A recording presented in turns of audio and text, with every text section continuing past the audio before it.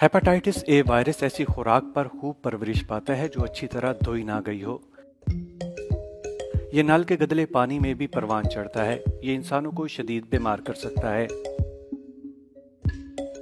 Hepatitis A जिगर की एक मुतअद्दी बीमारी है जो हेपेटाइटिस ए वायरस की वजह से होती है।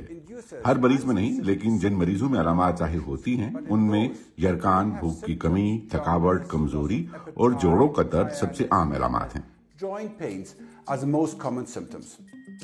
और ये वायरस सबसे ज्यादा कहाँ पाया जाता है?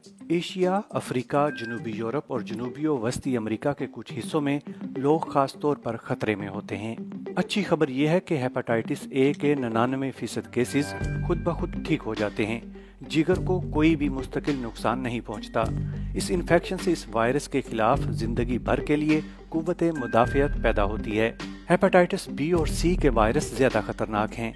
इनसे होने वाले इन्फेक्शन भी खुद ब खुद ठीक हो सकते हैं, लेकिन ये दायमी भी हो सकते हैं। अगर हेपेटाइटिस बी और सी दायमी हो जाएं और उनका मुनासिब इलाज न किया जाए तो ये जिगर की बीमारी, कैंसर या बदतरीन सूरत में मौत का बाइस बन सकते हैं। ज्यादातर मामलात में ये खून के जरिए मुंतकिल होते हैं या तो जिनसी ताल्लुकात के जरिए। मिसाल के तौर पर ये टैटू बनवाने के दौरान जब हिफ्ज़ान सेहत के मेयारात अच्छे ना हो तो तब भी जिल्द में मुंतकिल हो जाएंगे। हेपेटाइटिस बी से बचाव के लिए वैक्सीनेशन आपको तहफ़्फ़ुज़ फराहम कर सकती है।